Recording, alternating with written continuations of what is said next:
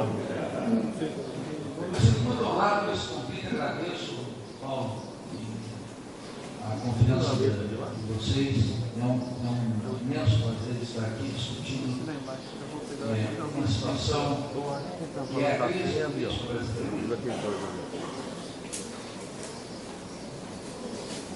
Quero dizer muito claramente o seguinte: nem de longe essa crise é a pior crise que o Brasil já viveu. O que os trabalhadores em geral, eu falo dos trabalhadores que a grande parte dos professores, não pensem que eu vou dizer aqui, crítica aos trabalhadores, eu não faço dos professores. Os professores é muito pior a situação. Já quero antecipar aqui.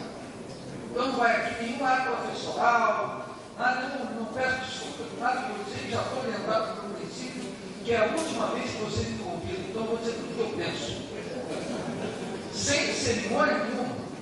Entendeu? Porque a situação é muito grave para ficar com mimimi, cuidado, etc., muito diretamente ao ponto para tratar as coisas.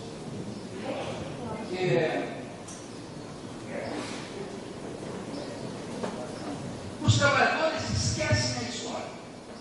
Esse é o ponto. Os trabalhadores e as pessoas normais, mais ainda. Só que os trabalhadores organizados nos sindicatos não podem esquecer a história.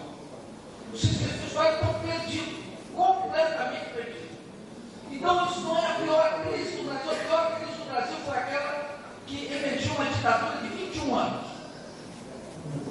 Foi a pior, porque tínhamos o melhor governo da história do Brasil, que era o governo João Goulart, e foi derrubado por uma ditadura. Nós ficamos 21 anos numa ditadura. Um governo que estava fazendo reformas sérias. Que reforma? A reforma agrária. No país do latifúndio, fazer a reforma agrária é algo essencial. Estou aqui num estado latifundiário, que é um horror. Vou explicar por que é um horror. Estava fazendo uma reforma urbana, estava fazendo uma reforma bancária, e sobretudo fez uma coisa fundamental. O governo João Goulart impediu, e estava discutindo com o Congresso Nacional, com a população brasileira. Porque o governo fala com uma massa, não fala com o Congresso. Estava discutindo uma lei de remessa de lucro para impedir que as multinacionais remetessem os lucros adquiridos aqui. O trabalho da causada, o sangue com as fezes do nosso povo, mandando dinheiro para fora. Esse era o governo que estava fazendo reforma, não estava dando consuminho, Bolsa Família, PACzinho, PECzinho, nhenhenhen, cota. Não, estava fazendo as grandes reformas. Reformas que tocavam na propriedade, no poder político e no prestígio do país que é atravessado por uma desigualdade gigantesca sem paralelo no mundo. Vocês não pensam que a massa brasileira acorda numa colônia como essa, tomando aquele cafezinho, vem para cá, numa situação amena. A maioria está literalmente fodida. Não pense que a vida do povo brasileiro é como a vida nossa. Não é. Comparativamente, é um privilégio estar na situação que nós temos. A nossa situação universitária então é gigantesca. Qual é a desigualdade? Vocês não estão na Suécia, vocês não estão na Suíça. E ainda sempre que tem uns roubados que já entraram nos Estados Unidos, nós não estamos nos Estados Unidos. Então, um país atravessado pela desigualdade, já estou a letra de cá.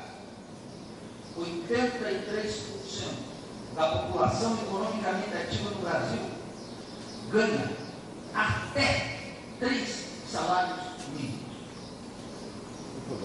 Vou repetir.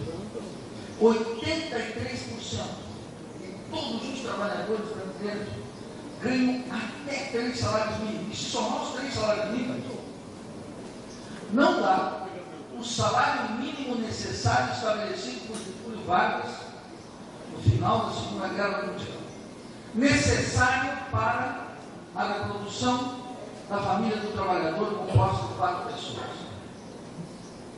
É desse país que nós estamos fazendo. Percebe? A norma no capitalismo subdesenvolvido e dependente é uma superexploração da força de trabalho.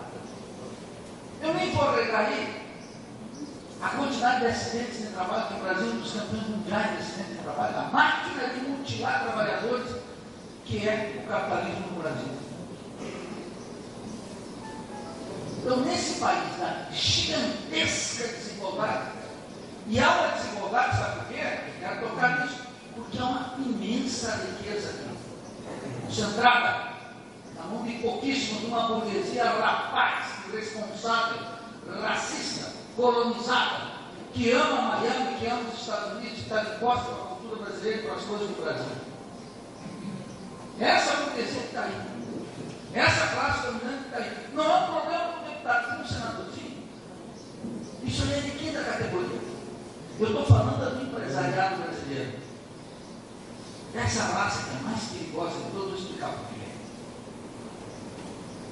Então, embora essa não seja a crise mais grave que o Brasil viveu, a crise mais grave, eu quero que uma ditadura apoiada por Washington derrubou o governo do João Goulart e nos colocou numa ditadura de 21 anos, e quem sofreu mais foram os trabalhadores, os sindicatos que perderam a liberdade de organização e autonomia sindical, que viram seus sindicatos intervidos pelo Estado, que viram os sindicalistas desaparecer, que viram os sindicalistas indo para o exílio, percebe que viram os sindicalistas na cadeia. Então vocês podem ver que essa situação que nós estamos vivendo, embora grave, nem se compara com 1964. Essa é a primeira diferença, mas é igualmente gravíssima. Por que é grave? Pelo seguinte, vamos deixar muito claro, porque o governo Temer decretou uma guerra de classe contra os trabalhadores. Uma guerra. Eu vou repetir. O governo do Temer, desse governo corrupto até a aventura na qual o presidente é a cabeça do sistema, não é a burguesia, não. Isso aí vai como foi Cunha, a burguesia vai queimando um, vai queimando o outro, vai preservando o Temer. Por que vai preservar o Temer? O chefe da quadrilha. Porque o Temer decidiu que vai ter um período muito breve, e nesse período ele decretou uma guerra contra os direitos dos trabalhadores. Quem não entender isso não está nesse planeta. Essa guerra está clara. Vocês podem ver pela PEC 55. O que é a PEC 55? Que não é uma proposta de emenda constitucional, é a guerra contra os trabalhadores, contra vocês. Mas não só contra vocês, contra os filhos de vocês. E não só contra os filhos de vocês, contra os netos de vocês. É 20 anos. Sabe o que é isso? Não existe no planeta uma decisão dessa natureza em todos os países do mundo. Isso não é PEC, isso é uma guerra contra os trabalhadores. Uma guerra de classe, de ódio, de sangue no olho contra vocês. Só o trabalhador muito babaca que pensa que é uma PEC que vai agora fazer um ajuste, depois a economia volta a crescer e volta a distribuir, volta a gerar emprego. É um idiota completo, não nasceu. É uma guerra, mas não só isso. Está aí sendo discutido também o fim do direito previdenciário. Não é reforma previdenciária, é o fim da Previdência Social, uma instituição que começou antes de Getúlio Vargas, mas foi consolidada com Vargas. É o fim da Previdência. Sabe por quê, meu chapa? Porque o rapazinho ou a menininha vai trabalhar por 50 anos. Agora imagine vocês o seguinte: se numa linha de produção, um sujeito que começou a trabalhar aos 22, aos 23, vai estar então com 72, 73, se o capitalista vai manter ele na produção. Aos 60, quando o motor começar a complicar, quando as doenças começarem a aparecer, e quando os atestados de licença do trabalho começarem a aparecer, ele vai demiti-los. E a rotatividade do mercado de trabalho vai crescer violentamente. Então, não tem porra nenhuma de reforma previdenciária. É o fim da Previdência Social. Isso chama-se uma guerra de classe contra nós. E se não bastasse isso, para ficar mais claro ainda para aquele trabalhador alienado que ainda está pensando que vai negociar um pouco com o governo, que vai chamar o Paulo Paim lá no Senado, que eu estava discutindo, conversando ontem. Chama o Paulo Paim, que é amigo dos senadores, ele vai lá lutar, como ele luta, não tem mais saída. Não é um problema parlamentar. Eles estão dizendo fim da CLT, que é um instrumento jurídico e político dos trabalhadores para lutar na vida real, na fábrica, no trabalho, no local do trabalho e também nos tribunais. E o que a CLT estão dizendo? Agora vai ficar o negociado contra o legislado. Por que eles estão dizendo isso? Bem, por que eles não fizeram isso quando a taxa de desemprego era 4,7, muito pequenininha, e os trabalhadores tinham poder de pressão?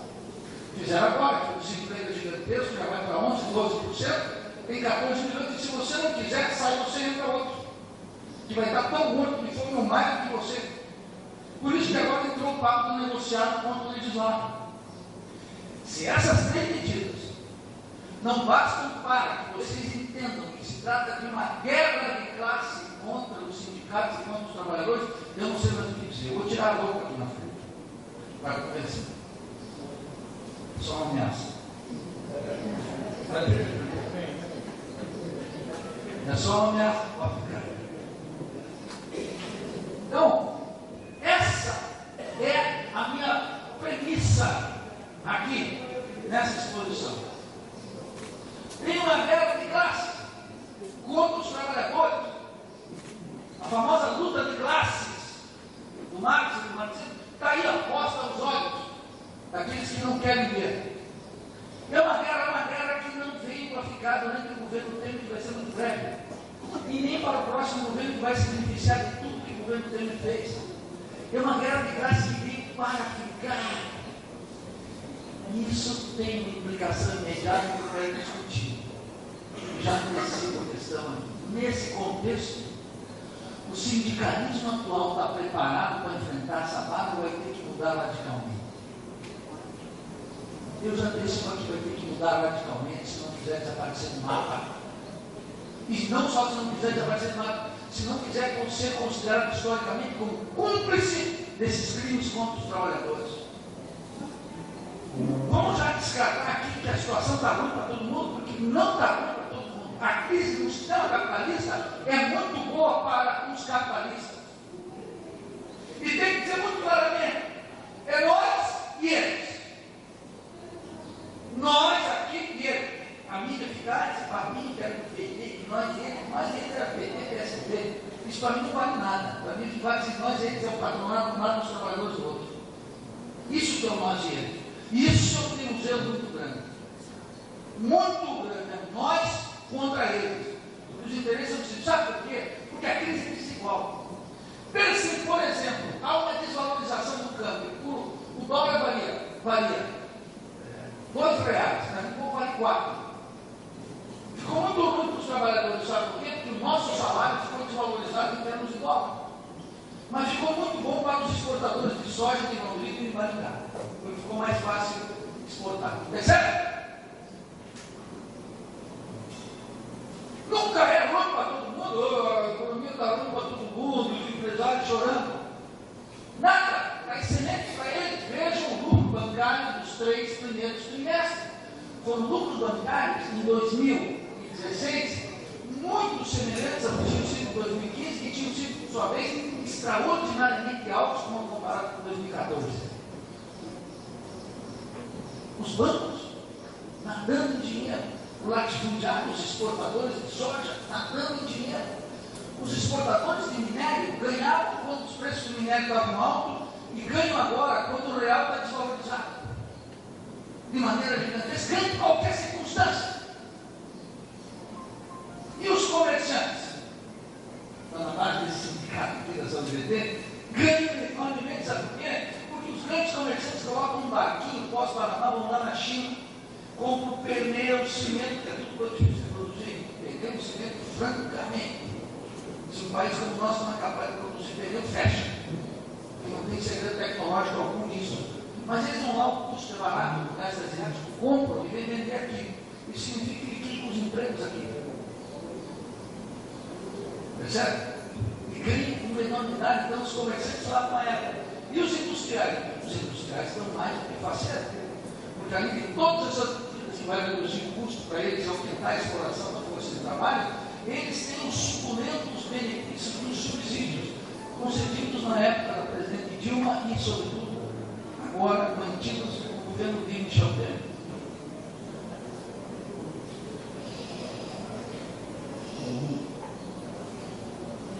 Posso continuar? Bom, pessoal, por favor. Então, olha só. A crise, portanto, de uma desigualdade gigantesca não está para todo mundo. Está excelente para os exportadores, para o latifúndio, está excelente para as multinacionais, está excelente para os banqueiros, está excelente para os grandes comerciantes. Está maravilhosamente boa a situação para essa gente e está cada vez pior para a classe trabalhadora que já acumula 14 milhões de desempregados e a tendência é crescer o desemprego, porque até o Fundo Monetário Internacional, essa organização horrorosa, criminosa, está mostrando muito claramente que o ano que vem o crescimento vai ser zero de novo. Não vai se gerar um emprego nesse país, vai se perder milhões de empregos. Então, nessa desigualdade da crise, num país sabidamente desigual, a burguesia brasileira decidiu, através do Estado e do governo, decretar uma guerra contra os trabalhadores. O que ela está dizendo? Nós é que vamos pagar o preço da crise. Só nós, porque até agora, banqueiros, latifundiários, comerciantes industriais estão lavando a égua. Eu já não estou satisfeito, Paulo, se eu voltar lá para Santa Catarina, todo mundo entender que não está ruim para todo mundo. Eu já saio daqui. Fez. Está muito bom para o outro lado. E está bom para o outro lado porque está piorando para o nosso. Vou dar os números disso. Qual é a natureza da crise? Segundo ponto que eu queria tratar aqui. Para os juizecos ali de Curitiba, Dallagnol, o Moro, a crise é uma crise de corrupção. É um engano gigantesco. A corrupção no Brasil é cara, gigantesca, entranhada em todos os órgãos do Estado. O juizinho Moro, ele não vai até o fundo. Ele vai no comecinho e ele nunca chega nos dois pontos fundamentais, que é o Ministério da Fazenda e o Banco Central. Ali ele não vai. Ele pega, digamos assim, tirando ladrão de galinha. Eu sei, ladrão de galinha tem que ser pego. E eu sei que as cifras da Odebrecht ou da Gol, ontem o motorista estava trazendo para aqui o Giovanni, né?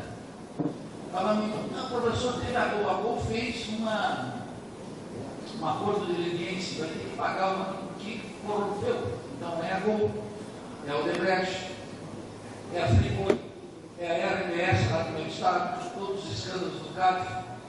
O esquema do CARF não aparece. Como não aparece a corrupção mais forte, qual é? É a corrupção vinculada ao sistema de dívida e ao sistema de câmbio. Essa não aparece, não há palavra sobre essa. Eu vou dar os números sobre isso. Então, fica tranquilo, meu presidente. Para chamar a atenção deles, eu vou tirar a roupa e vou cumprir a promessa. Olha só. Deixa eu dizer aqui para vocês aqui. Então, o que acontece? A advertência fundamental é que a crise no Brasil não tem a ver com a descoberta da corrupção e a compra de deputados e senadores, ainda que isso seja verdadeiro, e é bom que isso apareça. Quero dizer, é bom que isso apareça, mas a crise não tem a ver com isso. Por que a crise apareceu? Vou explicar um pouquinho dessa história. Em 1994, chegou no governo, a partir do impeachment do ex-presidente Collor, um sujeito chamado Itamar Franco, que era o vice. Itamar faleceu, também foi uma luta contra a corrupção. Eu não estava, mas o pessoal mais idoso aqui que eu estou vendo sabe disso. Foi a luta contra a corrupção, dos caras pintadas, etc. Saindo para a rua, derrubaram o Collor e assumiu o Itamar. O Itamar assumiu, chamou o Ciro Gomes, o Fernando Henrique, chamou toda essa gente que é sempre os que estão no poder, chamou esse pessoal e disse assim, vamos fazer um plano real. E se estabeleceu o plano real. O que se contou para os trabalhadores na época? Se contou que o principal inimigo dos trabalhadores era a inflação. E claro que um sindicalista combativo, atento, defensor do direito do trabalhador, disse: é verdade, a inflação corrompe o salário mesmo, dos meus companheiros, dos trabalhadores, a inflação vai comendo e a gente chega no final do mês e já está no vermelho, já não tem dinheiro, e no dia 20 acaba, e portanto a inflação é o principal inimigo do homem. E para acabar com a inflação, Fernando Henrique, junto com o Gustavo Franco, economistazinhos há pouco do Rio de Janeiro, etc., o sistema bancário, decidiram estabilizar os preços. E como é que fizeram?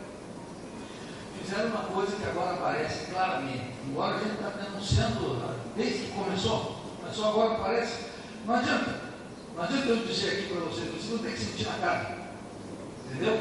Então, por isso que eu fico vindo aqui, dar uma aulinha, olha, não pegue, não beba, não fume, não se dane, não adianta, você não tem que experimentar na cara. E agora eu estou experimentando, por isso que agora tem mais eficácia, vamos dizer.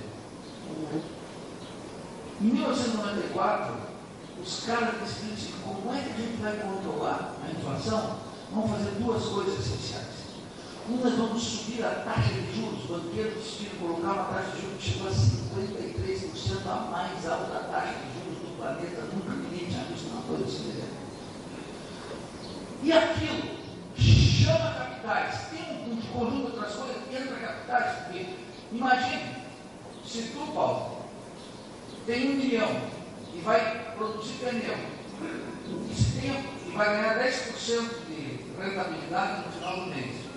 E se no outro lado tu tem um negócio que paga 53%, tu mesmo do sindicato vai dizer: vou botar lá no 53% de título da dívida pública. Claro, qualquer um de vocês faria mesmo.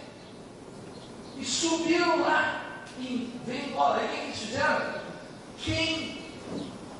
Eu vejo que tem uma degradada aqui, não é o meu caso, não é repetir, mas estou vendo aqui que tem gente mais idosa aqui, vai entender. Ficou uma época em que o real valia mais que o dólar. Lembra? 0,88? Está confirmando?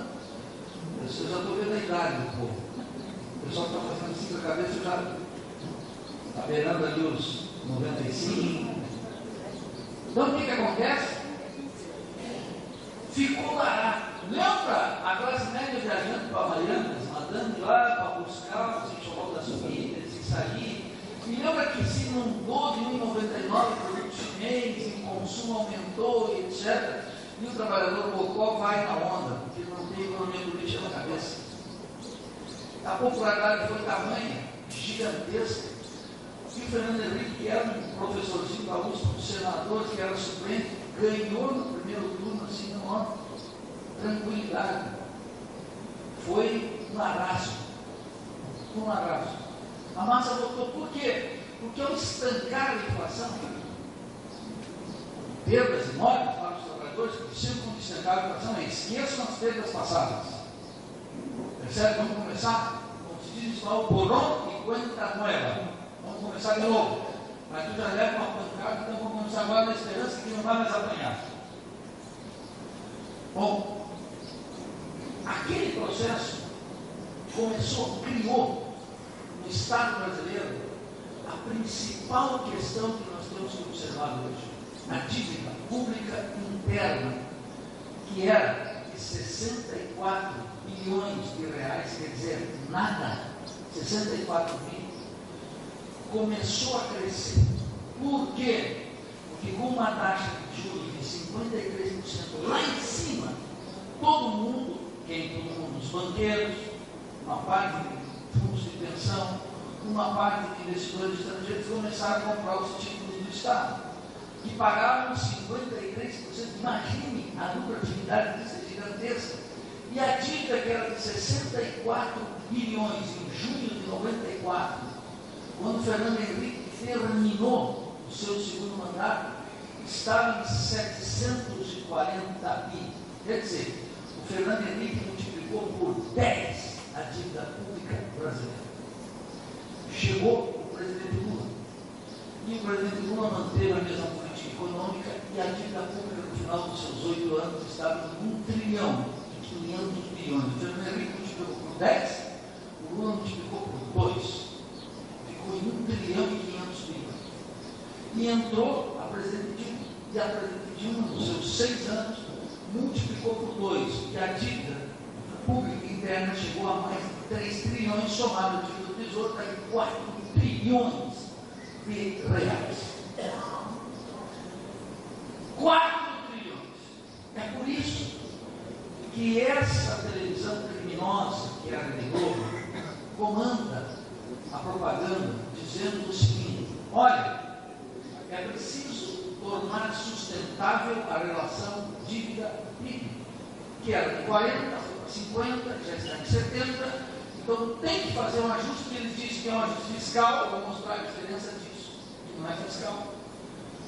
Tem que fazer esse ajuste para tornar novamente sustentável o quê? O pagamento dessa dívida. Quando eles dizem tornar sustentável, não é sustentável porque vai ter mais leite para a criança, mais creche, mais emprego, mais direitos, uma relação entre salário e produtividade dos trabalhadores que produzem. Não. Eles estão dizendo muito claramente o seguinte: tornar sustentável é pagar religiosamente os detentores dos títulos da dívida pública. Religiosamente. Tem um custo gigantesco de juros, tem um custo gigantesco de amortização e tem um custo ainda maior de refinanciamento. Todos os meses, enquanto nós dormimos, o Banco Central é aquela camarilha que está no Banco Central. Que um ex-presidente dos Estados Unidos, eu não sou muito chegado, mas vou dizer aqui, ele fez uma coisa boa, dizer, são os banksters, mistura de banqueiros com gangsters, bankers mais gangsters, double banksters, são gangsters a gente está no Banco Central. O ministro da Fazenda, o Ivan Bolsonaro do Banco Central, essa gente é perigosíssima, porque essa gente joga com a vida da massa assim como se jogasse com essa caneta. Joga assim. Não pense que se produz essa violência, essa miséria que está no Brasil por um improviso. Isso é pensado. Então, o Plano Real estabilizou relativamente a luta entre salários e inflação. Mas é um custo gigantesco. Os banqueiros disseram, o preço aqui, o que os banqueiros disseram? Eles sempre dizem, ou estabiliza a relação preço e salário da nossa forma, ou eu meto a inflação contra os trabalhadores. Escolha. Percebe? Ou vocês têm essa modalidade de estabilização, ou vocês não têm inflação. Vocês podem escolher. Vocês são livres para escolher. E aí vocês... A inflação é ruim, porque a inflação significa ativismo sindical, criar consciência dos trabalhadores, parar com a greve. A greve não está sempre, depende do nível de desemprego falta é muito difícil. Se a categoria tem alta rotatividade, é mais difícil ainda. E tem um conjunto de se tem a CLT, e se tem agora as novas súmulas do Supremo Tribunal Federal, e as súmulas cada vez piores contra os trabalhadores do Tribunal Superior do Trabalho, cada vez piores. Os juízes que estão lá estão fazendo súmula o tempo inteiro. Estava falando, conversando essas 2 semanas atrás, uma súmula que desmonta as obras essas no sistema bancário, os trabalhadores bancários. Num setor que nós sabemos os lucros são estratosféricos, e agora vão ganhar mais ainda, limitando o direito dos trabalhadores, e hora essa no setor bancário. É uma guerra dos tribunais, da imprensa, do patronato, de todas as federações contra os trabalhadores. De tal maneira que se criou essa gigantesca dívida. E essa dívida começou a destinar grande parte de todos os impostos e tudo que o governo vendia de ativos para sustentar esse ativismo. Desde então, 43, 44, às vezes 48, 49% de tudo que o governo arrecada é destinado para juros, amortização e refinanciamento da dívida. Imagine vocês, quase 50% de tudo que o governo arrecada, ele já tira e diz: isso aqui é para a finagem da dívida. Agora, nós vamos pegar os outros 50% e vamos destinar para todos os outros setores. Isso significa quase um país em guerra permanente. Como se o país tivesse que destinar 50%, 60% do seu orçamento para a defesa do país e os outros 40% para tudo: ciência, tecnologia, cultura, segurança, previdência, direitos dos trabalhadores, cidades, financiamento da saúde, da educação, etc. É claro que o resultado a gente sabe, uma educação de merda e uma saúde de quinta categoria.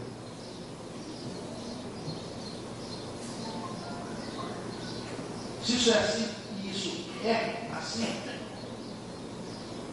como é que isso explodiu agora? Embora eu, como um grupo grande de economistas do Brasil, estava denunciando desde o começo, é insustentável. É insustentável. E quando a delegacia estava no auge, eu dizia, isso aqui é uma rapinagem. Depois, quando o Lula estava no auge, eu dizia, isso aqui é uma rapinagem, isso aqui vai estourar. E depois, quando a Dilma estava no auge, eu dizia, isso aqui vai estourar. E estourou. Como tinha que estourar, obviamente, tão automático quanto isso aqui, ó. Se eu soltar, que nem o que está acontecendo. Não tem como. Chegou uma hora que a conta foi apresentada. Os que ganharam bilhões e bilhões durante todos esses anos, no plano real, agora também dizem assim, olha, aqui não basta, tem uma continha adicional para vocês. E vocês vão pagar, em primeiro lugar, uma taxa de desemprego gigantesca, que está indo uns 12% de desemprego. Segundo, um arroxo sobre os salários que vocês nunca mais vão esquecer. É isso que está aí. Por isso que eu digo que isso não é justiça, não é justo, não é técnico. Isso é uma guerra contra os trabalhadores e contra os sindicatos. Essa crise tinha sustentando esse sistema, um sistema político. Qual era o sistema político? O sistema político eu chamo de sistema petucano. Petistas e tucanos. Esse é o sistema político brasileiro. Lá em 94, quando começou, vocês lembram? O sistema petucano parecia funcionar. Por quê? Porque de um lado estavam os petistas, do outro lado estavam os tucanos. E parecia até que eram representativos, quer dizer, os tucanos com os dedos eram representantes da elite. E os petistas do outro lado nem representantes do povo. Então, tinha um Bolsa Família no governo do Fernando Henrique, o Lula pegou aquele e turbinou. Deu para 42 milhões de famílias no Brasil. Isso não é uma coisa daqui. Eu digo sempre, lá nos Estados Unidos, tem mais de 54 milhões de trabalhadores que ganham alguma forma de subsídio do sistema. E tem que ganhar, porque senão aquilo explode os latinos, os negros nos Estados Unidos, as classes trabalhadoras, as regiões deprimidas da economia, como Detroit, um conjunto de outras regiões quase abandonadas, que as multinacionais lá foram para a China, ganham ajuda, porque senão aquela massa explode. Então não é uma anomalia dos trópicos ajudar pobre. Isso tem em toda a Europa, isso tem nos Estados Unidos, isso tem aqui também. Tem que ser assim. O que não pode é isso ser permanente. Porque as pessoas não precisam de ajuda do governo, as pessoas têm que ter ajuda do governo, porque se você tem que levantar como eu nem comer. Já comer, vocês não vão te falar aqui. Uma criança precisa comer, senão modifica as suas faculdades mentais para o resto da vida. Agora, o que as pessoas precisam ter é carteira assinada, direito previdenciário, saúde boa, educação boa, saneamento básico. Você precisa ter isso. Ela não precisa acessar o shopping center e ficar abobado vendo o celular. Entendeu? Ela precisa ter direitos elementares. Saber que ele e seus descendentes vão ter assegurado algumas coisas. Que se pegar um câncer, se aparecer uma doença, etc., ele tem amparo do Estado, ele não precisa se preocupar com isso, ele precisa se preocupar com outras coisas. Tem acesso à cultura. Então, o sistema petucano funcionava até mais ou menos bem. Durante os 8 anos, Fernando Henrique Cardoso tinha um governo da elite e tinha uma oposição mais ou menos comprometido com as causas populares, com os sindicatos, com a luta, a expressão máxima do era o próprio Lula. E no outro lado, a expressão máxima era o Fernando Henrique, filho do general, professorzinho da USP, homem da elite, sempre em São Paulo, circulando, entendeu? Homem fácil, simpatiquinho, figurino francês. Estou até fazer propaganda aqui, cadê? Eu expliquei. Talvez você venha aqui, colapso do figurino francês. Exatamente isso. Expliquei qual eram as raízes intelectuais desse acordo. E veio o Lula, quando o Fernando Henrique quebrou 2 vezes o país, foi tentar individuar, etc. e tal, o governo Lula. E o Lula, em vez de fazer uma ruptura, porque a massa estava cansada, eu postulo que contra o Serra, uma girafa seria eleita. Uma girafa. Mas o pessoal achou que não, tinha que fazer uma carta aos brasileiros. E o Lula fez uma carta, que era uma carta aos banqueiros, dizendo assim, eu vou tornar intocável o sistema da dívida, essa bobagem de respeitar os contratos. E veja que a elite está dizendo assim, vamos respeitar os contratos toda hora. E vai lá e rasga o contrato da CLT, e rasga o contrato da Previdência, e rasga todos os contratos. Essa canalha de empresário vem dizer para mim, eu, por exemplo, que quis ser professor universitário, uma das coisas, e botei um sistema previdenciário. E entrei por causa disso, tive outras oportunidades no setor privado. Agora eles dizem, não, isso aqui não vale mais. E ele vem dizer para mim respeitar o contrato. Sabe o que eu mando eles fazer com esse contrato? Vocês já sabem. Nenhum respeito a contrato, porra nenhuma. Como é que eles desrespeitam os contratos para milhões de trabalhadores? E depois me falar em respeito aos contratos, regras justas na Bolsa de Valores, regras justas na economia, Paulo. Manter estável tal coisa, etc. Como? Quer dizer que só eles tinham estabilidade e nós não. Vocês para educar os filhos de vocês não. Nós para pensar o futuro dos netos não. Vocês para pensar o próprio futuro de bom. Aos 70 eu vou parar de trabalhar e vou gozar 10 anos da minha vida sem trabalhar. Esse contrato está rompido, esse pode. É uma canalha cínica. Não, a gente canalha cínica, não só tem desprezo, como tem ódio por essa gente. Então, vem o Lula. E milhões, botaram neles dizendo, não, agora alguma coisa vai mudar. O que o Lula fez? Manteve o essencial. E vamos ser justos também aqui. Terminou seu mandato com 82% de aprovação. E a máquina crescendo. Então, um rapazinho como eu, assim, que não conhece a palavra, dando-lhe cacete no Lula. E quero dizer muito claramente, votei nele contra os tucanos. Na última eleição, nós tudo votei nulo. Eu já sabia que vinha. Bom, quer dizer que eu não estou aqui colocando assim, eu sei quem votou, porque quando se colocar assim, o ruim e o mais ou menos, todo mundo vai racionalmente dizer vamos mais ou menos. Mas isso não quer dizer que eu entendo isso. E voto não define. Voto é um momento ali, eu quero saber o que vocês fazem antes do voto no sindicato, o que vocês fazem depois no sindicato. Subiu o Lula. E durante 8 anos, essa máquina da insanidade, do privilégio seguiu. Deu uma aparência diferente no sistema americano. Porque o Lula, o governo do Lula, o que fez? Ampliou um conjunto de benefícios para o povo. Coisa inédita. O Bolsa Família alcançou os 42 milhões de brasileiros. Se respeitou o direito de a Seguridade Social de 18, 20 milhões de camponeses no Brasil, a Constituição de 88. Se fez um programa educacional médio, a Dilma também, pequenininho, nem tocava no déficit educacional, mas se fez alguma coisa. Se fez no Minha Casa Minha Vida, se fez algumas coisinhas, vamos para todos, essas coisinhas, migalhas. Eu chamo isso, sabe o quê? De uma digestão moral da pobreza. Vou depois falar. Por que eu sou crítico desses programas sociais? Não porque eles não sejam necessários e justos, são necessários, mas porque o grande empresariado banqueiro, o gerente multinacional, o latifundiário, os grandes comerciantes aqui da assistência social, eles gostaram demais desse programa. Sabe por quê? Porque era uma espécie de caridade cristã, de quinta categoria, que eu desprezo. Sabe por que eu desprezo? Vou explicar aqui. Porque é sério demais isso. Porque eram migalhas para o povo.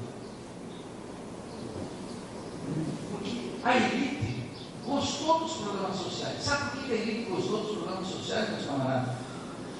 Porque todo o programa Bolsa Família, que é o programa mais amplo da história da República para as classes populares, esse programa consumia só 0,47% do PIB. Era uma migalha. Sabe quanto o governo destinava para o sistema da dívida? 8,5%, 9,5% por ano. E para esse imenso programa social, que a elite gostou do Bolsa Família e aplaudiu? Porque era muito barato. Era quase nada. Está entendendo como é que é? Então tinha os abogados que atacavam, o Arnaldo Jabor, esses títulos atacavam esse programa. Mas tu não viu o direito multinacional atacar, tu não viu o banqueiro, tu não viu o latifundiário, esses caras da Confederação Nacional da Agricultura, a Fiesp, não atacavam. Porque dizia assim, tá bom, pela primeira vez, ao contrário de Washington Luiz lá nos anos 30, quando os pobres reclamavam, ele chamava a polícia. Aí ele falou assim, eu tenho uma fórmula melhor, dá um Bolsa Família. É barato e acomoda a classe. É barato e acomoda a classe. É muito barato. E mais, para milhões de pessoas parece que estão tratando a questão social sem tocar em três coisas fundamentais. Sem tocar na propriedade, sem tocar no poder e sem tocar no prestígio social. Então a elite falou assim, que maravilha esse Lula. Atende os pobres de tudo que é, está tudo muito bom, os ricos com a colher grande, comendo uma paella muito boa, cortando a maminha assim com faca bem afiada, e para os pobres uma linguiça. Aqui no Paraná a gente sabe, no churrasco, quando estou no churrasco, o cara vem com frango, coraçãozinho, essas coisas, eu digo, você não quer. Eu venho com a costela, com a picanha e com a maminha, porque eu não vou comer frango e com coração e linguiça. Para quem conhece churrasco sabe, eu não vou nem frango. Vou lá buscar a maminha, não faz um frango. Ela no churrasco, aí vai conversando, eu quero a minha picanha e costela, eu quero coisa boa. Não me vem. A elite disse o seguinte, que maravilha, os pobres recebendo algo, a classe média diz assim, finalmente alguém fez algo para os pobres. E eles sumiram da cena, quase que viraram cidadão. Começou um papo de cidadania, que é um papo que eu deploro também. Aqui ninguém é cidadão, essa conversa fiada. Cidadania, vamos conquistar a cidadania. Isso é tudo bobajado, vou explicar o que é bobajado. É um discurso de origem cristã, que eu não gosto, que é um cristianismo alienado, não é um cristianismo revolucionário. Então o que aconteceu? Isso continuou assim. E a Dilma foi eleita também nessa toalha, no mesmo esquema petucando. Você veja que na última eleição eles quase se mataram, a Dilma e o Aécio. Mas veja que coisa, presta atenção nisso aqui. O Aécio chegou o seguinte, olha aqui, acabou a época do tucano insensível com a pobreza, e o Aécio disse, eu vou dar o 13º do Bolsa Família. O que aconteceu? O petismo foi lá e pegou a política econômica dos tucanos. E os tucanos foram lá pegar os programas sociais dos petistas. E ficou tudo igual. Na última eleição, como todas as eleições, começou a crescer o número de votos em branco. Por quê? A população dizia, está muito igual. Aquela diferença que tinha lá em 94, petistas e tucanos, o sistema petucano dava uma alternativa. Daqui a pouco essa alternativa foi esterilizando. E eles foram se tornando muito iguais, até ficarem absolutamente iguais. O que eles mantinham de diferença? A origem. Claro que há uma diferença, quero deixar claro aqui. Eu tenho imensa admiração pela história pessoal do presidente Dilma. Por quê? Porque uma mulher que se levanta em armas contra uma ditadura, que é presa, que é torturada, não delata e segura a outra, que merece meu respeito e minha admiração, porque não é fácil. Já um playboyzinho como a essa, que passou a vida no bam, eu digo, bom, a despeito de eu gostar de um ou do outro, eu tenho que observar aqui friamente a trajetória de vida diferente. Mas o que ficou diferente na última eleição é que os dois eram muito iguais politicamente, embora com trajetórias diferentes. Muito iguais. A tal ponto iguais que o Aécio anunciou como ministro da Economia o Arminio Fraga. E o que o Arminio Fraga disse? Vamos fazer um ajuste fiscal, tem que cortar, vamos redefinir a posição do BNDES, não sei o que vai ficar na caixa do banco. Anunciou tudo antes. E o que a Dilma dizia? A Dilma dizia, não, isso não vai ser feito, não vai ser fundador, não vai ser pá. E chegou janeiro. Em janeiro a presidente Dilma fez tudo o que ela disse que não ia fazer. E há muito programa que ela começou a fazer, colocando um banqueiro no Ministério da Fazenda, que a filha deu o homem do Bradesco, que agora está na Washington, no Banco Mundial. Percebe? caras começaram a fazer aquilo que ela detonou na campanha. E ela abriu o ajuste atual. A Dilma inaugura o ajuste atual. O Temer radicalizou, mas quem abriu isso era a presidente Dilma. Entendeu? Pode colocar aqui. Vou te cobrar uns R$30. E vou dividir com o sindicato, um pouco de finanças. Então o que aconteceu? Quando isso aconteceu, milhões olharam. E olha, que é o seguinte, muita gente votou na Dilma só por desprezo ao Aécio. E muita gente votou na Aécio só por desprezo a Dilma. E além disso, cresceu o número de votos em brancos e nulos, violentamente. Quer dizer, a massa, eleitoralmente, a massa está muito igual tudo isso aqui. E depois da eleição ficou mais igual ainda, porque a Dilma adotou o programa do Aécio e inaugurou um ajuste. Milhões começaram a olhar e assim, o sistema não funciona. Aquele velho oposição entre petistas e tucanos se transformou na mesma coisa. E começou a surgir uma palavrinha que todo mundo de alguma forma usou: ninguém me representa. Ou quando aparecia alguém, a gente dizia: esse me representa. Porque o sistema já não representava nada. Os dois grandes partidos com os mesmos interesses. Quais são os interesses? Para não ficar de pé fora da corrupção. Em primeiro lugar, a defesa do latifúndio. O latifúndio cresceu no Brasil durante todos esses anos. E cresceu particularmente no governo da presidente Dilma. O latifúndio cresceu, se incorporou a terras agriculturais. Sabe o que significa isso? Amplia-se o latifúndio contra a Amazônia, terra do Cerrado, vai crimes ecológicos na fronteira. E dou o dado aqui do CIMI, da Comissão Pastoral da Terra da Igreja Católica. Não peguei num site bolivariano, que é o que eu gosto. Não. Cresceu o número de ameaças a dirigentes sindicais no campo. Vocês aqui são todos dirigentes sindicais? Quer dizer, no campo tem ameaça de morte. E cresceu também o número daqueles que são ameaçados e efetivamente assassinados. Ah, bom, mas cresceu também o número de assassinos presos? Sim. Cresceu o número de assassinos presos na classe trabalhadora. Sabe o que significa assassinar um dirigente sindical? Vai com ele uma capacidade de luta dos trabalhadores gigantesca. Um dirigente sindical formado 30, 40 anos de luta. Perder um dirigente sindical nesse ano que perdeu uma vida significa perder uma capacidade de instrumentalizar um sindicato, que vocês sabem a importância que isso tem no mundo, senão pode realizar isso aqui. É muito difícil, porque tem os novos que ficam vitalidade, etc., mas tem o pessoal mais velho, mais experiente, que é fundamental para não cair nas armadilhas do patronato, do Estado, da polícia, do exército, etc., etc., etc. Se igualaram completamente. As multinacionais nadando em dinheiro, os banqueiros fazendo a festa da pública. Todo esse período igualzinho. Quando desabou a crise, quando se ficou igual. Essa é a razão da crise do sistema político. Claro, um batalhãozinho de José aqui em Curitiba explicitava o tema da corrupção como se a corrupção fosse o principal problema do planeta, e não é. Eu vou explicar com simples.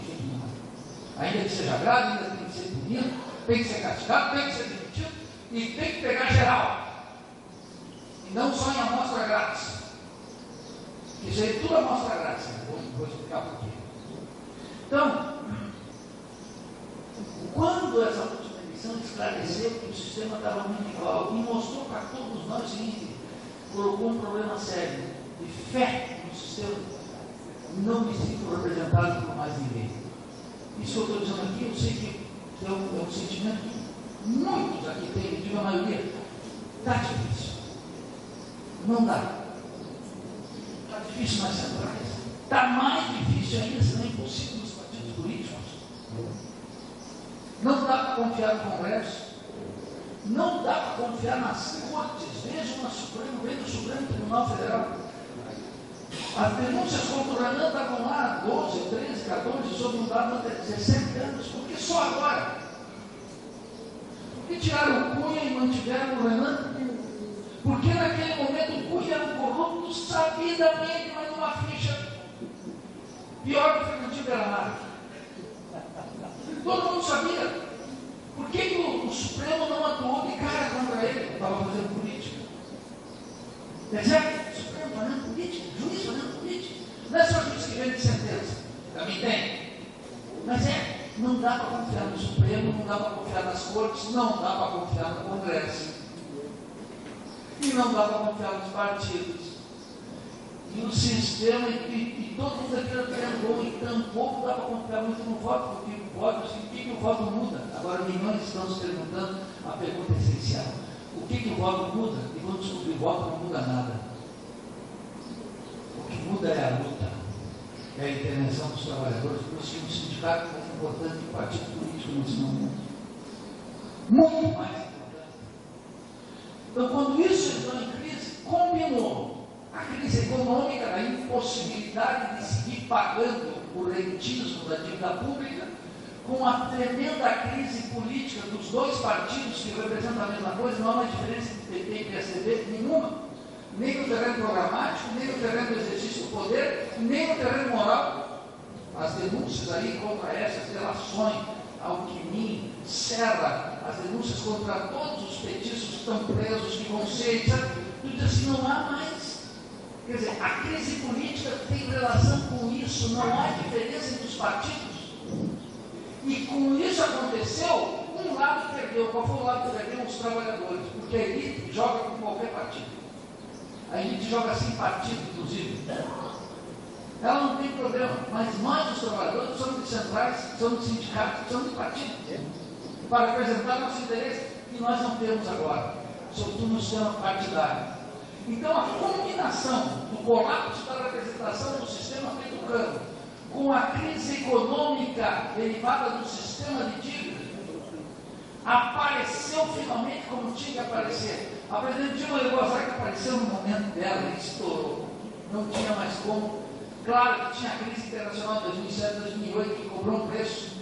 Claro, sempre veio. Não tem a crise agora, está comendo internacionalmente, vai comer mais ainda. De tal forma que estourou isso. E isso abriu uma gigantesca crise econômica e política, com repercussões sociais que estão cada vez mais claras. Então, observe que essa é a natureza da crise. O que eu quero dizer com isso? É mais grave que uma crise moral. É a crise do sistema político. E quero dizer muito claramente, que bom que tem essa crise.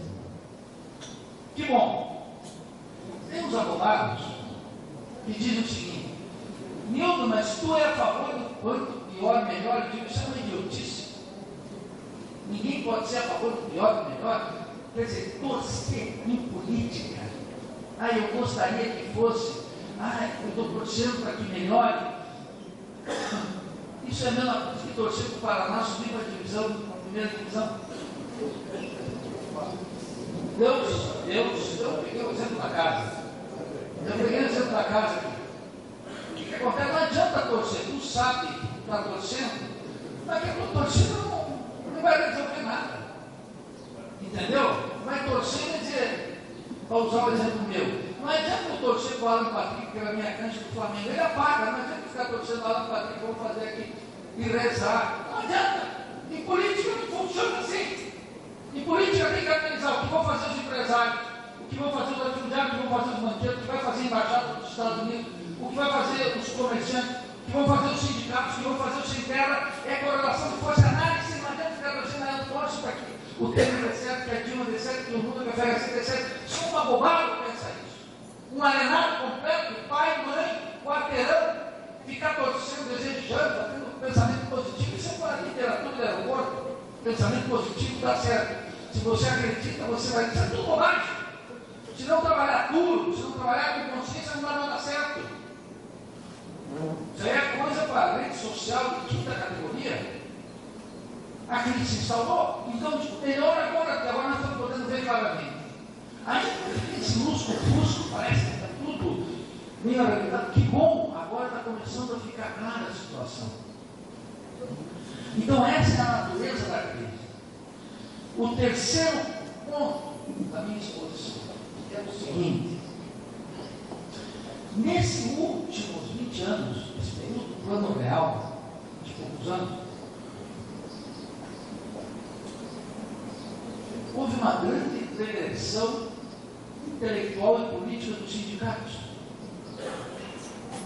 agora aqui conosco. Os sindicatos, digamos assim, se deitaram nas cordas. Não é que não fizeram lutas, porque quando tu vai ver pelo GES o número de greves era de 700, 800 durante o governo do Fernando Henrique, baixaram para 300 e poucas durante o governo Lula, subiram para 700 e poucas no governo da Dilma, e finalmente no ano passado foram 2.050 greves. Os trabalhadores vão para as greves. Não é disso que eu estou falando que os trabalhadores perderam consciência de classe, e que são trabalhadores, e que dentro do sistema capitalista não vão ser nunca nada a não ser a vida pobre e miserável que é isso.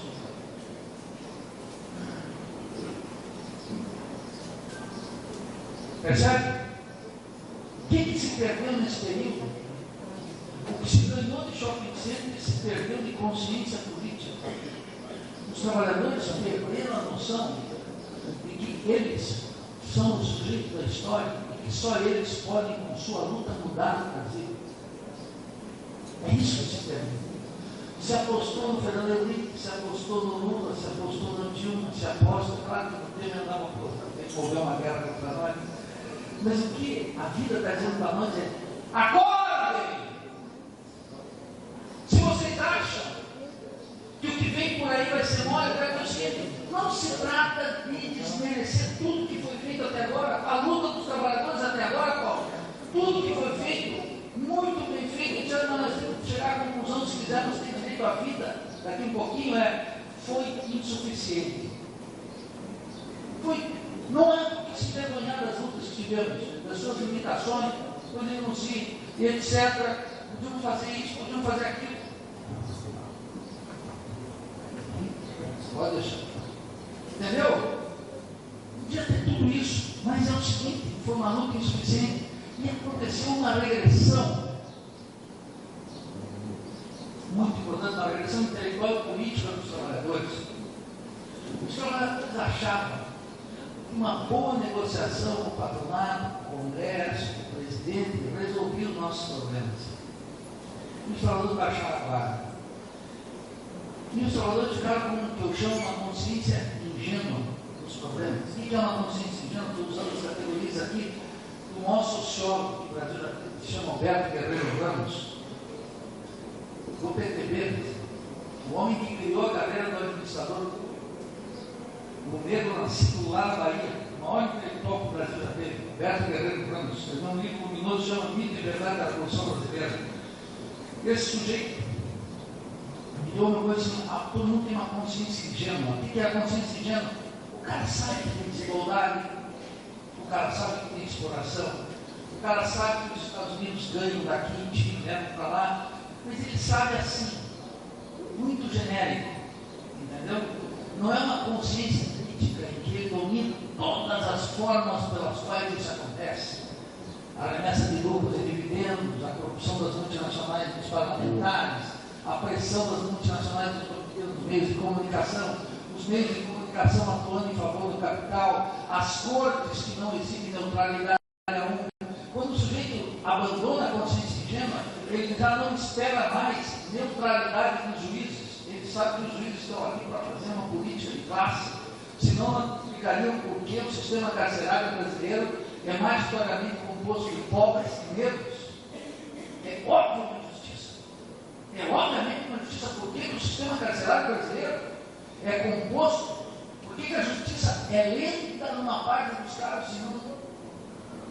Porque é um problema de classe, não é porque tem muito juiz que trabalha pouco, ganha muito, isso é tudo bobagem, é porque a justiça é de classe para punir os pobres, os negros, os fudidos e premiar os brancos, os ricos e os poderosos. É por isso.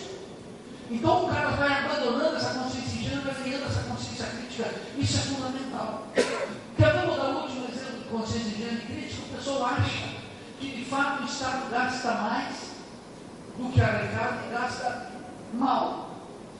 E que tem que fazer o ajuste fiscal. Sabe quanto é que é o déficit fiscal agora? 170 mil. Vou dar 2 ou 3 números para vocês que liquida a parada. Os capitalistas devem impostos e não pagam. Não pagam de caso pensado. o Estado aciona para cobrar judicialmente. O capitalista pega um escritório de advogado bom e começa a litigar contra o Estado. Chega uma hora, 10, 8, 6 anos depois, que o Estado diz assim, tem que pagar. Isso entra numa coisa chamada uma dívida, uma espécie de equitativa, que o Estado, o capitalista não tem mais, é transitado e justificado pelo jurídico. O capitalista não tem mais onde recorrer, ele tem que pagar. Sabe quanto é que é essa dívida que o transitado e julgado no Brasil? 250 mil. Se o Estado cobrasse daqueles que já têm que pagar, cobrir o déficit, sobrava dinheiro. Esse é um exemplo. Segundo, sabe quanto é que é essa obrigação fiscal calculada no Brasil, anual, segundo o INES? 400 bilhões. Era só apertar a arrecadação fiscal, chama a Receita Federal, chama o Ministério da Fazenda e diz, vamos apertar aqui, vamos arrecadar aqueles que têm que pagar impostos. 400 bilhões. Mas se a gente está num aperto fiscal, vamos cortar os subsídios. E quanto é que foi de subsídio na última LOA aplicada, a Lei Orçamentária Anual, que a Dilma colocou e o Temer manteve, de subsídios para a indústria branca, automobilística, etc., outros 400 bilhões, meu camarada. Então, tu diz, bom, se estamos num período fiscal, vamos cortar de todo mundo, vamos cortar deles também. Não, lá não se toca. Mas vou dizer mais, o Banco Central, que é o centro da corrupção no Brasil. Os capitalistas brasileiros e as classes médias endinheiradas têm lá fora, colocado lá fora, 1 trilhão e 500 bilhões de dólares, que saíram de maneira ilegal, grande parte, e de origem duvidosa, grande parte. Quem o Congresso aprovou aí há 2 meses atrás? Uma legalização disso, em que eles pagam impostos sobre uma taxa muito menor, muito mais vantajosa do que deveriam pagar no origem. Eles não trazem dinheiro, eles legalizam o dinheiro. E agora, não bastasse, o Congresso já está fazendo essa ratatouille do Congresso Nacional, que salva alguma gente só. Já está trazendo isso, uma nova lei para legalizar uma outra parte. Percebe? E a ideia é o seguinte: o Estado arrecadou em tudo isso 50 bilhões de reais. Nada, uma quantia de nada. Por que eu digo nada, gente? Eu sei que para vocês é muito, para mim também. Mas sabe quanto é que é o PIB brasileiro? São 6 trilhões. Então, 50 bi é nada. Tem que pensar em termos de riqueza. 50 bi, entrou 50 bi, legalizaram tudo isso. Agora, não bastasse, eles tinham alternativa no terreno fiscal. Hoje eu estava vendo, sabe o quê? Peguei um dado ontem. E vou ler outro aqui para vocês, que é bem típico. Os capitalistas teriam que pagar os impostos, sabe por quê? Estava dizendo, conversando lá, não vou respeitar o tempo, não. Eu pago 27,5 na fonte, não tem nem segredo. Meu salário é 27,5, já fica lá. Eu recebi aqui, diretor da Fiesp, da Federação das Indústrias do Estado de São Paulo, é a pessoa física que deve à União 6,9 milhões. Então, vou repetir, diretor da Federação das Indústrias do Estado de São Paulo deve ao fisco 6,9 bilhões. Que tal? Eu todo mês na fonte, não tem nem choro nem verba. Recebo ali 27,5 cravado, vai direto. Eles contaram, fazem. Quer dizer, o governo precisava, se fosse um problema fiscal, o governo precisava vir sobre a aposentadoria, sobre a previdência, não. Poderia resolver os problemas, mas não é.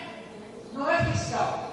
O Estado está numa crise financeira. Os trabalhadores precisam ter então clareza que sair da consciência ingênua, que é o problema de gastar mais do que arrecado do Estado, e entender a natureza financeira da crise. Por isso que eles disseram, é por 20 anos, sabe por quê? Quando eles dizem é por 20 anos, um trabalhador que não é um babaca tem que entender o seguinte: significa que a festa para os banqueiros vai seguir. E que eles estão fazendo esse ajuste para manter aquela festa. Quero dizer para vocês que tem 2 bailes, rapaziada. Um é o nosso, que eles ainda empurram o sertanejo universitário, que é para degradar a música. Já coloca aquela música lixo, quinta categoria do Luan Santana, aquelas camisas apertadas, aqueles cabelos puxados, não é inveja.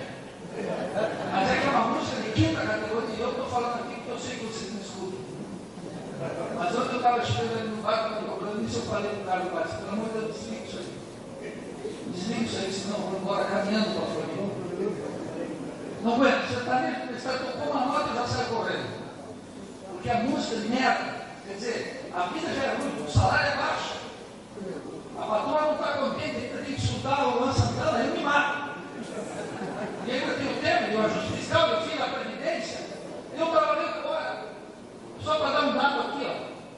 Se fosse para ajustar de maneira fiscal, podiam cobrar imposto de quem? Dos exportadores de soja. Sabe quanto é que eles pagam de imposto?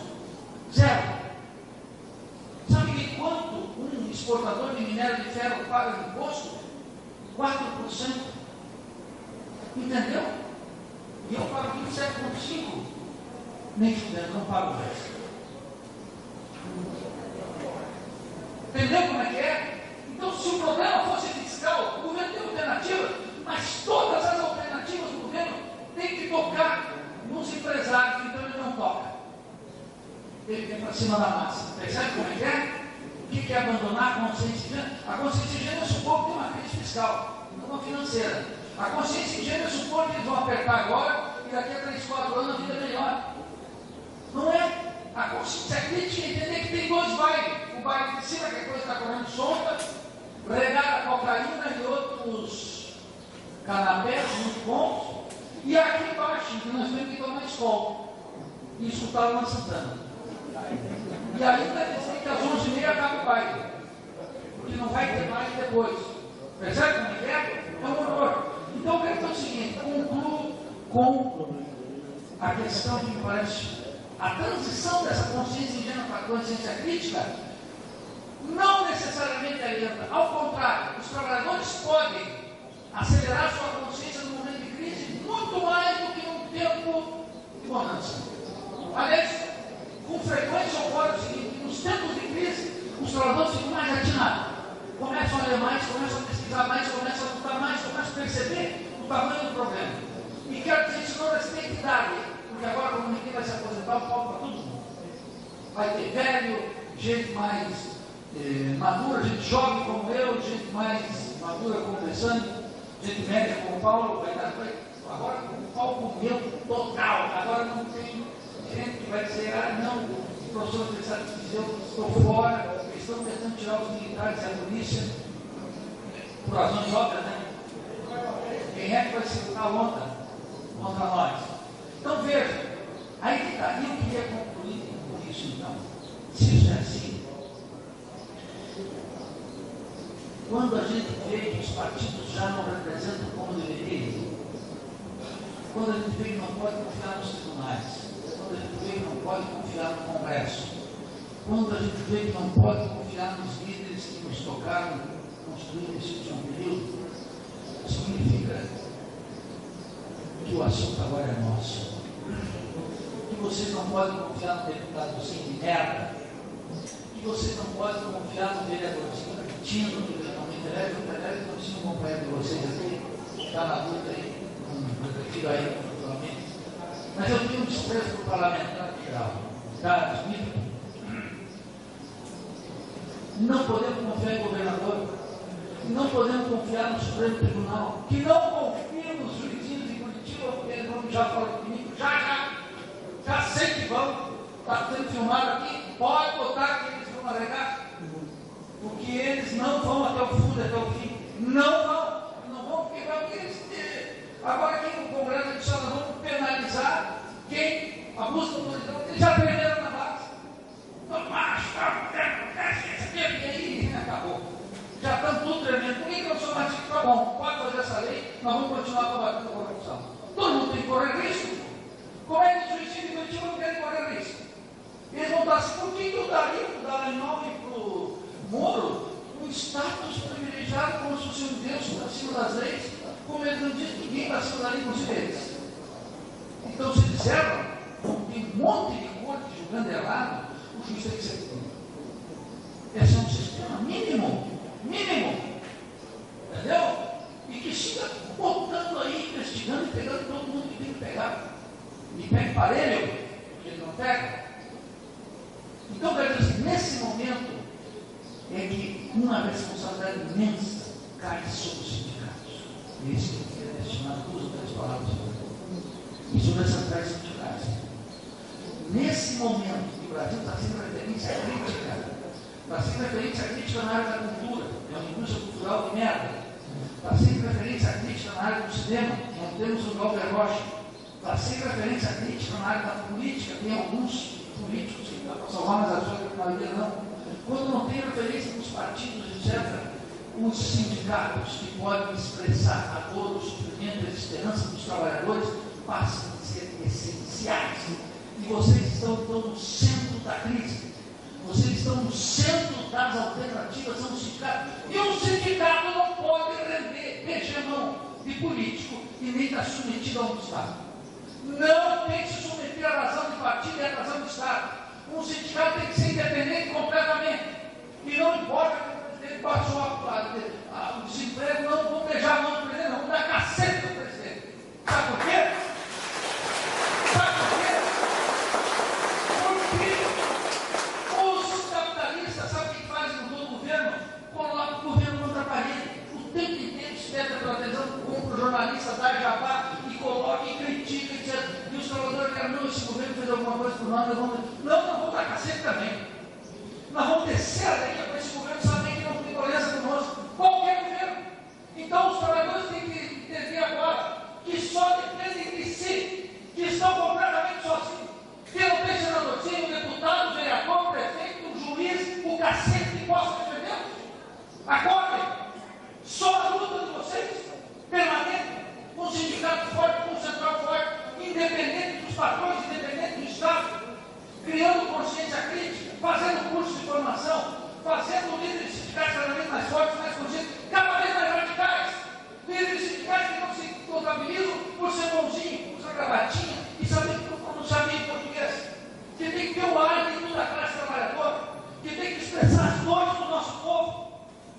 O desemprego, o drama, a miséria, a morte, a mutilação, o descaso. Dirigente sindical que não expressar isso, não merece ser dirigente sindical. Sindicato que não expressar a luta coletiva de milhões de trabalhadores num país desigual e rico, um país imensamente rico, e que a riqueza é produzida pelo braço de vocês, e que não fica nada, e que vai ter que morrer trabalhando.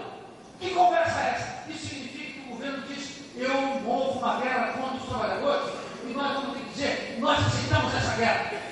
E nós vamos até o fim, até cortar a cabeça do rei, até cortar a cabeça do príncipe, até cortar a cabeça do presidente.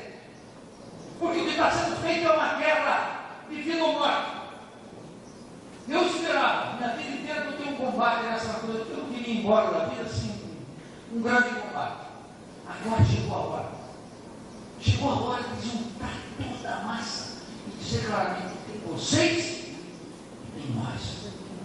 E os trabalhadores somos a maioria. Quem produz a riqueza, como a gente sabe, desde Adam Smith, desde David Ricardo e desde Carlos Marx e do marxismo, quem produz a riqueza somos nós. Os capitalistas não produzem riqueza, os comerciantes não produzem riqueza, o banqueiro não produz riqueza, o senador, o deputado não produz riqueza, o juiz não produz riqueza, quem produz riqueza são os trabalhadores, em jornadas de trabalho extenuantes, sem dinheiro, submetido a acidentes de trabalho, sem direito a férias, tendo que cortar, vendo as suas famílias, seus filhos, seus netos, não tendo um padrão de vida melhor do que eles tiveram, que já não era grande coisa. Nesse contexto se instaurou a guerra. É nós ou eles, é matar ou morrer. Esse é o momento privilegiado para separar a criança de um homem. Agora vai ser. E nesse sentido, os sindicatos são absolutamente indispensáveis. Você tem uma história para resgatar, que é a luta dos trabalhadores. Tem que ter clareza de uma coisa que eu tenho que dizer aqui, que o sistema capitalista não é o nosso sistema, o socialismo é o nosso sistema. Eu sei que tem muita gente que tem preconceito contra o socialismo. Eu quero dizer o seguinte, esse país é imensamente rico. O Brizola tinha uma coisa lá do socialismo moreno, que é um socialismo feito por nós, que não dá para trazer o socialismo cubano para cá, o socialismo da União Soviética, não dá. Isso nunca pode. Nós vamos ter que fazer o nosso socialismo do sistema, em que aquele que produz a riqueza desfruta da riqueza. E os trabalhadores que não têm o socialismo no seu horizonte é um trabalhador babaca, que acha que pode, aqui, nesse código de lágrimas, resolver seus dramas. Não pode. Não pode, como está claro aqui. Então, quer dizer, esse é um momento estratégico. Eu tenho uma confiança absoluta, total, completa. Os trabalhadores vão conseguir um momento glorioso agora. Os sindicatos vão ter um grande protagonismo. Ou fazem isso, ou nós vamos nos assemelhar ao ovelha.